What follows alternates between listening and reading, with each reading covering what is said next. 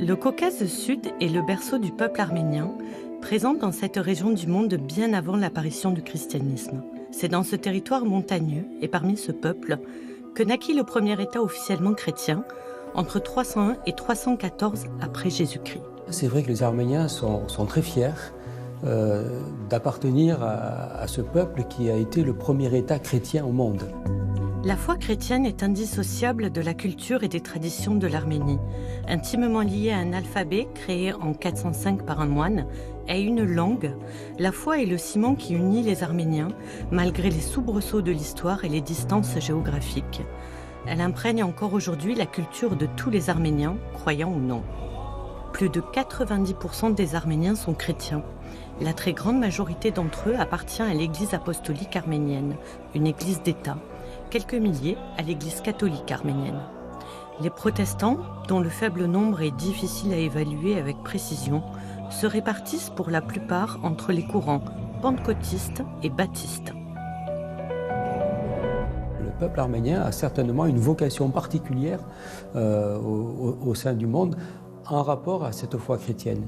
Et il est vrai qu'elle est fortement ancrée dans la culture et dans l'identité de chaque Arménien. Depuis plus d'un siècle, cette zone est parcourue de tensions opposant l'Arménie à l'Azerbaïdjan sur un sujet très précis, la région du Haut-Karabakh. Le premier épisode de ce conflit a été déclenché le 27 septembre 2020, quand Bakou a tenté de reprendre des terres sous contrôle arménien. Le 19 novembre 2020, suite au conflit entre l'Arménie et l'Azerbaïdjan dans le Haut-Karabakh, le Conseil d'Église chrétienne en France a fait part de sa plus grande préoccupation concernant la présente situation dans le Caucase, invitant les dirigeants de cette région du monde au discernement et à la sagesse, et tous les fidèles à prier pour qu'une paix durable et juste puisse être trouvée. Ce conflit est-il seulement territorial ? Quel rôle joue le facteur religieux ? Au nom des valeurs de solidarité, d'égalité et de justice, nul ne peut rester indifférent et les chrétiens moins encore. Nous savons, nous sommes témoins, tous témoins. Situé à la frontière de l'Europe et de l'Asie, le Haut-Karabakh fait partie du berceau historique de l'Arménie. C'est un territoire à majorité chrétienne, entouré de populations musulmanes. Au XIXe siècle, l'Empire russe annexe une grande partie du Caucase, y compris le Haut-Karabakh, et impose un découpage administratif qui ne tient pas compte des réalités ethniques. En 1917, la révolution bolchevique emporte l'Empire russe. C'est la création des républiques d'Arménie et d'Azerbaïdjan qui déjà vont se disputer la province du Haut-Karabakh. En 1921, un certain Staline, commissaire aux nationalités, décide d'attribuer le Haut-Karabakh, pourtant peuplé majoritairement d'Arméniens chrétiens, à la République d'Azerbaïdjan. En 1923 est constituée l'oblast autonome du Haut-Karabakh, séparée de l'Arménie par un couloir azéri peuplé de Kurdes. L'histoire du Karabakh, c'est un travail des soviétiques pour finalement entretenir des antagonismes entre Azéris et Arméniens. Et c'est l'héritage de cet antagonisme qui a été travaillé tout au long du XXe siècle, qu'on voit aujourd'hui à l'œuvre et qui devient un conflit, qui est un conflit essentiellement territorial, malgré tout. La situation est figée jusqu'en 1988. En 1988, quand il y a le délitement, le début du délitement de l'Union soviétique, le Parlement du Karabakh, qui a un statut d'oblast, donc qui est en dessous de la région autonome, qui est lui-même en dessous de la République socialiste, demande à être rattaché à l'Arménie. Et là, il y a des pogroms épouvantables à Bakou, à Sumgait, qui est en Azerbaïdjan, où vivent beaucoup d'Arméniens, qui est une cité dortoir. Il y a des massacres de dizaines de milliers d'Arméniens. Premier témoignage sur les pogroms anti-arméniens. Ils ont été recueillis à Erevan. L'hôpital d'urgence de Yerevan, submergé par l'afflux de réfugiés fuyant Bakou. L'hôpital, c'est aussi l'endroit où l'on recueille les premiers témoignages sur les pogroms. Des récits affreux, parfois difficiles à entendre. L'Azerbaïdjan refuse cette autonomie. L'armée soviétique contrôle plus ou moins la situation jusqu'en 1991, où là, c'est déclaration d'indépendance de tous les États anciennes républiques socialistes soviétiques, y compris l'Arménie, y compris l'Azerbaïdjan. Et là, l'Azerbaïdjan se déclare indépendante et le Karabakh dit bon, on va demander aussi notre indépendance. L'Azerbaïdjan refuse et c'est une guerre épouvantable. Cette guerre qui se finit en 1994 par un cessez-le-feu qui quand même est signé sous l'égide de la Russie. La Russie co-préside le groupe de Minsk avec la France et les États-Unis. Créée en 1992, cette organisation a pour rôle d'aider à une résolution pacifique du conflit qui oppose l'Arménie et l'Azerbaïdjan sur le Haut-Karabakh.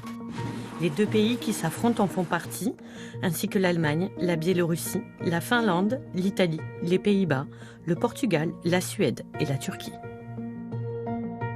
À l'issue d'une guerre, en 1994, ce Karabagh est devenu le territoire d'une république autoproclamée qui n'est pas reconnue internationalement et qui est donc malgré tout extrêmement proche de l'Arménie puisqu'elle est peuplée d'Arméniens.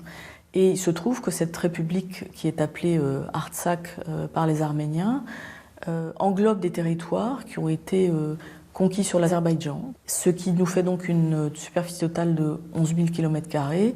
Et aujourd'hui, ce sont essentiellement ces territoires qui étaient peuplés d'Azéris et de Kurdes qui ont été reconquis par l'armée azerbaïdjanaise.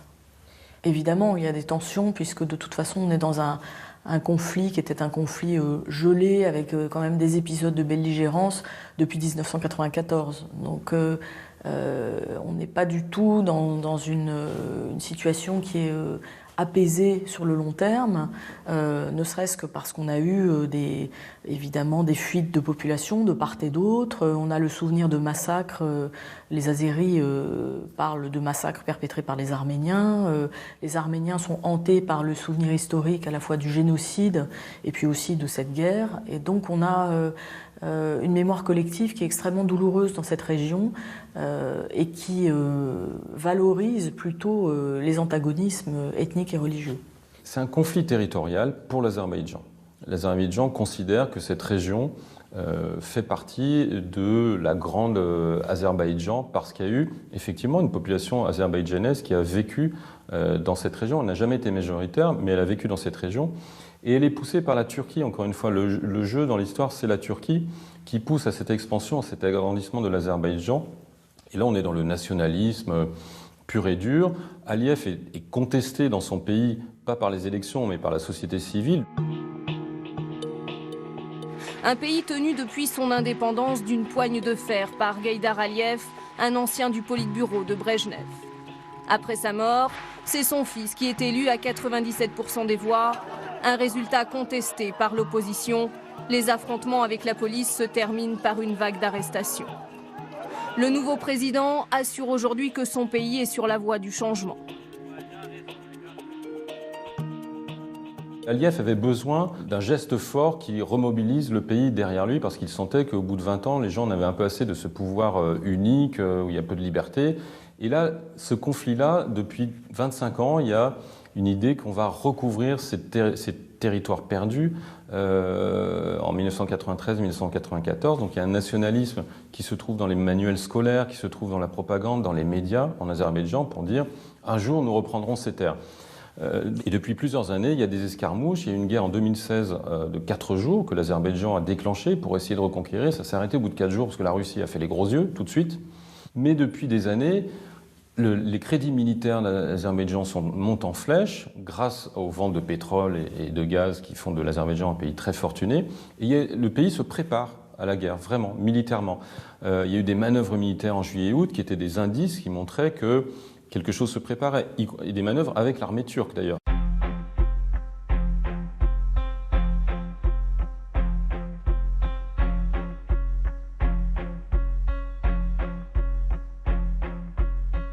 Il y a aussi un aspect géopolitique plus global dans ce conflit, et c'est pour ça que l'Azerbaïdjan a eu le soutien très fort de la Turquie. Et la Russie regarde ça de près et de loin, parce que le Caucase Sud, c'est quand même sa région, c'est la région avec qui il était en conflit, donc avec l'Empire perse, l'Empire ottoman, mais aussi l'Angleterre. Ne pas oublier le jeu de l'Angleterre dans cette région. Il y a un jeu comme ça de dupes, où finalement il y a un partage du Sud-Caucase entre la Russie et la Turquie, sur le dos des Arméniens, qui sont un peuple qui n'ont pas beaucoup de richesses minières.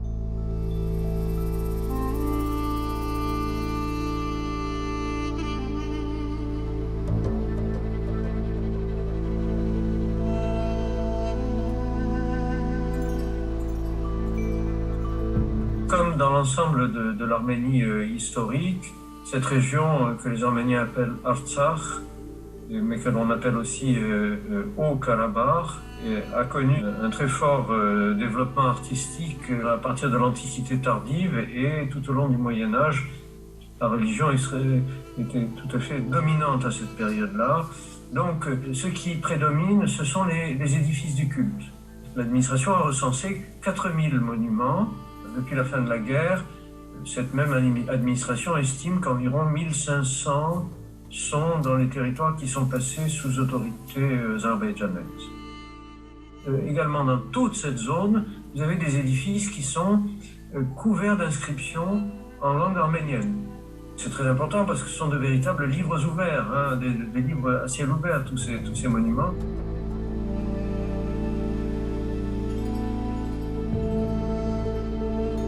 La destruction du patrimoine spirituel religieux arménien, c'est une sorte de prémisse d'effacement de la population.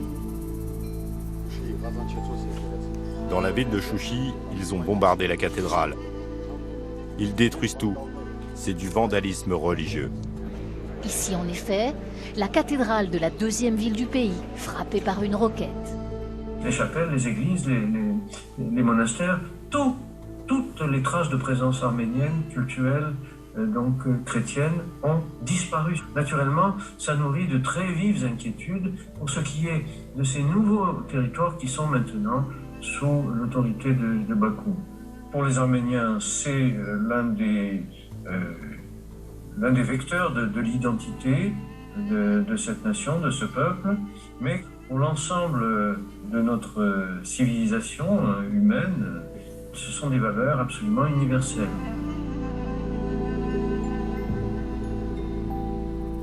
Ces monuments, ce patrimoine revêt une importance absolument majeure.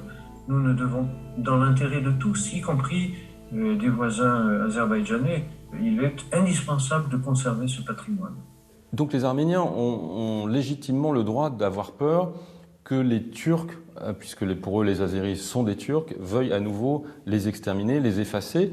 Et cet effacement, il commence souvent par l'effacement des inscriptions arméniennes, des khachkars, des stèles de pierre. En 1914, le monde est plongé dans la Première Guerre mondiale. La Turquie prend les armes aux côtés de l'Allemagne et de l'Autriche-Hongrie contre l'alliance formée par la France, l'Angleterre et la Russie. En 1915, certains Arméniens de Turquie refusent de combattre les armées russes, chrétiennes comme eux. C'est le prétexte que cherchait le gouvernement turc pour éliminer une minorité arménienne qui demandait depuis trop longtemps davantage de liberté et d'égalité. C'est le début d'un génocide qui va marquer pour toujours la mémoire arménienne. La République d'Arménie, c'est un petit pays qui a été immédiatement englobé dans l'Union soviétique et qui a vécu, pour une partie de sa population directement ou indirectement, le génocide arménien de 1915. Donc évidemment, on a une histoire de victimes qui est extrêmement forte et une volonté de résistance et l'idée d'une résilience historique des communautés arméniennes qui fait vraiment partie de cette identité, qui est extrêmement forte. Et tout ceci se réveille à chaque affrontement, direct ou indirect avec la Turquie. Et clairement, pour les Arméniens, l'affrontement avec l'Azerbaïdjan est vu comme un affrontement avec la Turquie. Et donc, très rapidement, on a ces peurs qui se manifestent, et je l'ai vu dans beaucoup de discussions avec des interlocuteurs arméniens, qui me disent ce conflit va être l'occasion pour les Turcs de finir le génocide arménien. Surtout qu'à l'occasion de ce conflit, le président Erdogan a déclaré qu'ils allaient terminer ce qui n'avait pas été terminé en 1915. Ce qui veut dire qu'il y avait une menace explicite de la part de la Turquie, et ce qui maintient toujours cette crainte pour les Arméniens d'être à nouveau nettoyés ethniquement. Je pense que c'est une psychologie qui s'explique de manière extrêmement claire historiquement, mais je crois qu'aujourd'hui, les Turcs, étant donné tout ce contexte géopolitique qu'on vient de détailler, ne sont pas du tout dans l'idée d'envahir l'Arménie ou de massacrer les Arméniens, parce qu'ils sont parfaitement conscients que le rapport de force n'est pas en leur faveur. Les Russes ne laisseront pas faire ceci, les puissances occidentales non plus. Ce conflit est aussi né de la volonté expansionniste de Erdogan, qui a multiplié les provocations pendant toute l'année 2020. Donc il y a eu plein de petites opérations, comme vous le savez, en Méditerranée orientale, en Libye, en Syrie. Il y a une agitation de Erdogan, et puis à chaque fois on le laissait faire. La communauté internationale le laissait faire. Pourquoi le laissait-elle faire ? Il y a le chantage avec ces millions de migrants sur son territoire qui menacent de laisser venir en Europe si on n'est pas gentil avec lui. Il y a des accords commerciaux. Bref, il se sentait les mains libres. Et il se sentait d'autant plus les mains libres que les États-Unis le laissaient faire. Les États-Unis sont un peu le garant de la Turquie. Je crois que Biden, quand il va s'intéresser de près aux choses du monde, à la marche du monde, je pense qu'il va modifier un petit peu la donne. Erdogan, il a un rêve, qui est le rêve de faire un grand corridor turcophone, turcique, qui part de Istanbul, qui passe évidemment par l'Anatolie, puis par le Nakhitchevan, puis par le petit bout de l'Arménie, puis par l'Azerbaïdjan, la Caspienne, le Turkménistan, le Kirghizistan, et jusque chez les Ouïghours. Et c'est le résultat de cette guerre, en fait. Comme dans un certain nombre de conflits au Moyen-Orient, on peut avoir une lecture religieuse de ce conflit qui, à mon sens, n'est pas la première lecture qu'il faudrait avoir. Je crois qu'il y a une origine ethnique, territoriale à ce conflit, territoriale d'abord. Les Azéris n'ont pas reconquis l'entièreté du Haut-Karabagh. En revanche, on a évidemment un arrière-plan religieux qui a été surjoué aussi, d'un côté par les Turcs. Erdogan en appelle à l'unité de la communauté religieuse musulmane, mais il ne faut pas oublier que la Turquie et l'Azerbaïdjan sont pour l'un un État sunnite et l'autre un État chiite, qu'on n'a pas du tout spécialement une complicité religieuse entre ces deux États, mais une complicité plutôt de nature nationaliste, et que l'Azerbaïdjan, étant issu de l'ex-Union soviétique, n'est pas du tout un pays qui a une culture ultra-religieuse qui envahit le politique. Du côté arménien, en revanche, on a un pays qui se vante d'avoir été le premier État chrétien officiel, où l'Église joue un rôle politique extrêmement important, où l'identité nationale et l'identité également des communautés diasporiques est très imprégnée de cette culture chrétienne. Et donc on a eu du côté arménien, au contraire, aussi une façon un peu de surjouer l'affrontement religieux. Mais effectivement, ce qu'on peut voir, c'est que pendant le conflit, les Azéris se sont aussi attaqués à des églises, mais qu'en revanche, ils donnent après des gages de compréhension de cette problématique religieuse. Mais on a quelque chose qui a enflammé aussi cette dimension religieuse, c'est que les Turcs ont fait venir des mercenaires de Syrie et de Libye, mais qui étaient d'anciens mercenaires syriens, qui sont des mercenaires islamistes et qui ont été enrôlés aux côtés de l'armée azerbaïdjanaise. La question religieuse, elle est plutôt instrumentalisée par certains partis, et en particulier, durant ce conflit, elle a été instrumentalisée par la Turquie, qui a soutenu l'Azerbaïdjan par le fait qu'ils sont de même religion, de même ethnie même, mais on ne peut pas dire que ce soit un conflit religieux, je dirais que c'est plutôt un conflit territorial. Il n'y a pas chez les Azéris l'idée de faire un califat, et il n'y a pas chez les Arméniens l'idée de refaire une croisade, pas du tout. Simplement, je reprends un mot que m'a dit justement le maire d'une petite ville qui était sur la ligne de front, qui m'a dit « Pour nous, ce n'est pas un conflit religieux, mais posez-vous simplement cette question. Est-ce que vous croyez que si nous étions un pays musulman, nous serions attaqués ?» Et c'est vrai que c'est une question vertigineuse. C'est est-ce que si l'Arménie n'était pas chrétienne, l'Azerbaïdjan, la Turquie l'auraient attaqué ? C'est une véritable question.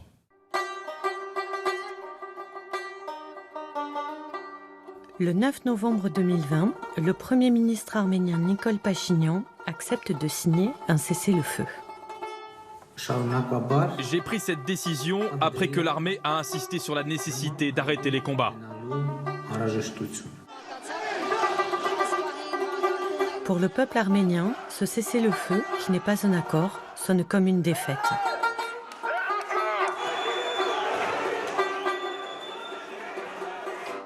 Samedi, la perte de la ville stratégique de Choucha, près de la capitale Stepanakert, ne laissait plus d'autre alternative. C'est Vladimir Poutine qui a imposé le cessez-le-feu. 2000 soldats russes de maintien de la paix vont être déployés le long des positions actuelles des deux belligérants. Alors on a deux belligérants qui ont un rapport à la religion qui est en réalité assez différent. En Azerbaïdjan, on n'est pas dans un pays d'imposition religieuse, on est plutôt dans un contexte autoritaire nationaliste. Du côté de l'Arménie, aujourd'hui, avec ces troubles politiques qui résultent du conflit du Karabagh, on a un rôle un peu trouble de l'Église arménienne qui a plutôt tendance à soutenir les revendications anti-Pachinian pour le moment.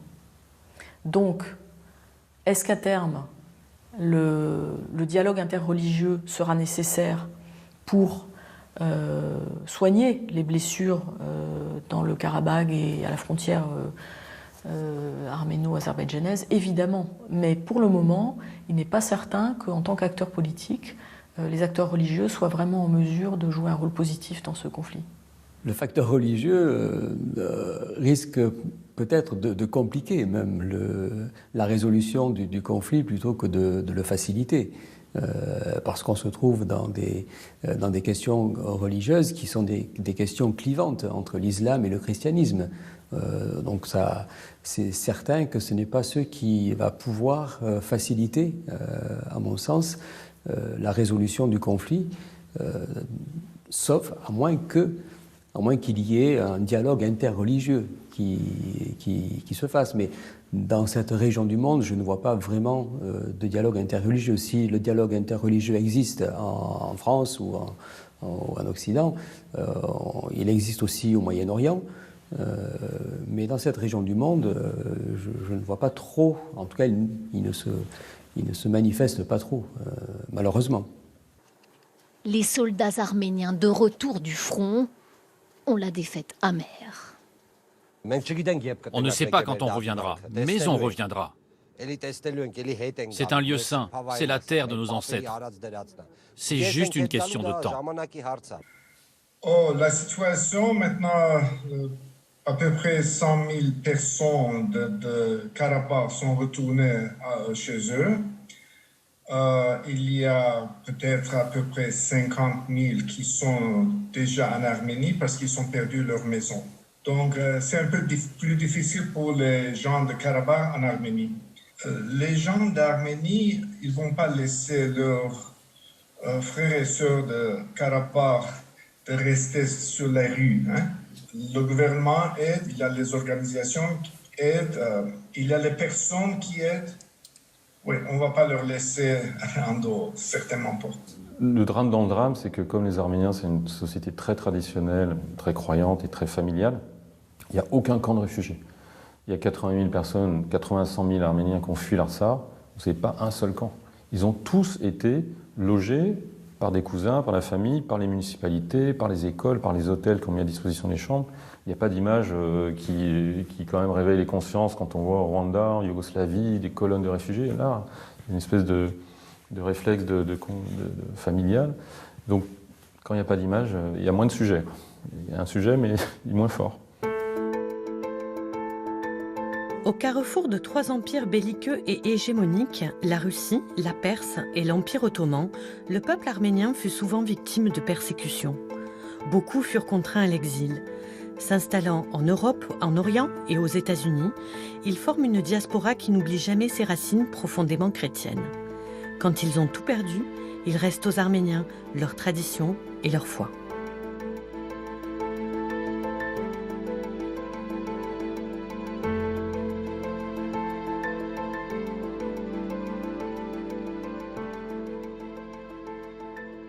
La diaspora protestante a été très mobilisée parce qu'elle est déjà mobilisée de par les relations que nous avons entre Église de France, Église évangélique arménienne et Église évangélique d'Arménie.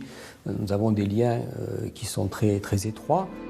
Solidarité protestante France-Arménie compte également parmi ses missions une aide aux Arméniens du Haut-Karabakh.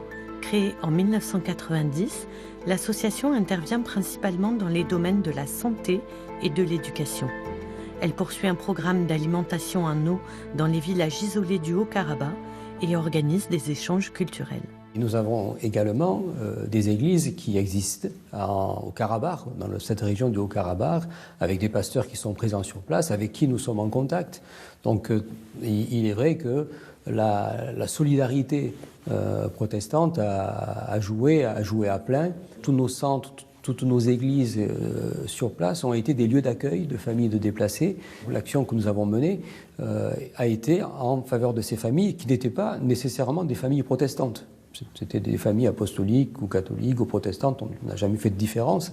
Nous avons aidé ces familles à vivre, à subvenir, parce qu'ils sont partis, ils ont tout laissé, ils se sont retrouvés sans rien en Arménie, à Yerevan.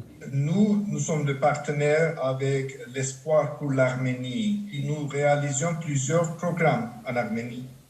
Donc, on distribue la nourriture, on distribue l'habit, on distribue l'argent. Notre soutien pour les gens de Karabakh, c'est matériel, aussi spirituel, psychologique, émotionnel. Dans cet avion affrété par la France, 25 tonnes d'aide humanitaire pour l'Arménie. Du matériel médical et des vêtements pour les populations chassées de la région du Haut-Karabakh par les troupes de l'Azerbaïdjan. La paix, pour le moment, est provisoire.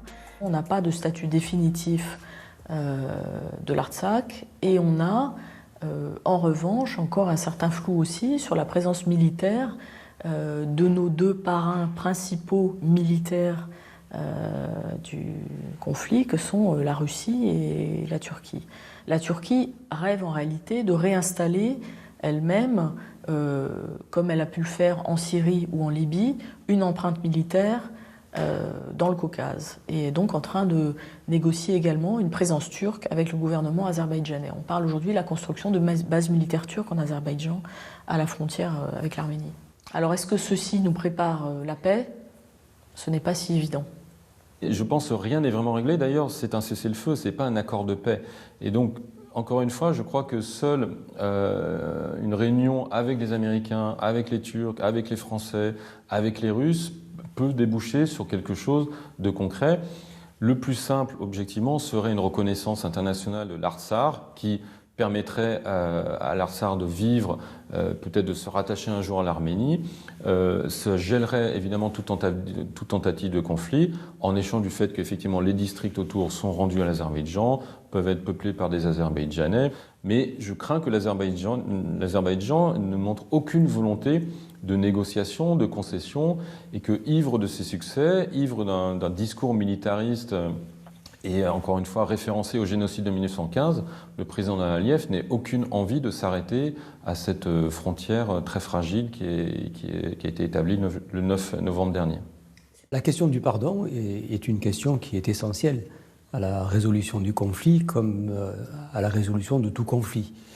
Mais il est évident que nous, en tant que chrétiens, nous sommes invités à pardonner parce que nous avons nous-mêmes été pardonnés par Dieu en Jésus-Christ.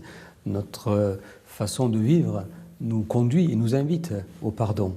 Et il est vrai que si on a pardonné nous-mêmes, le pardon ne peut mener à la réconciliation sans qu'il y ait une reconnaissance de la faute et sans qu'il y ait une réparation aussi des fautes commises. C'est comme cela que ça fonctionne, le pardon. Il est vrai que les besoins sont énormes, mais une des actions importante que les chrétiens peuvent faire, il me semble que c'est la prière. Nous avons besoin de prier les uns pour les autres et de prier en particulier pour ce conflit, de prier aussi pour ces pays, pour ces populations et de prier pour qu'il y ait la paix, que chacun puisse vivre en paix sur son territoire.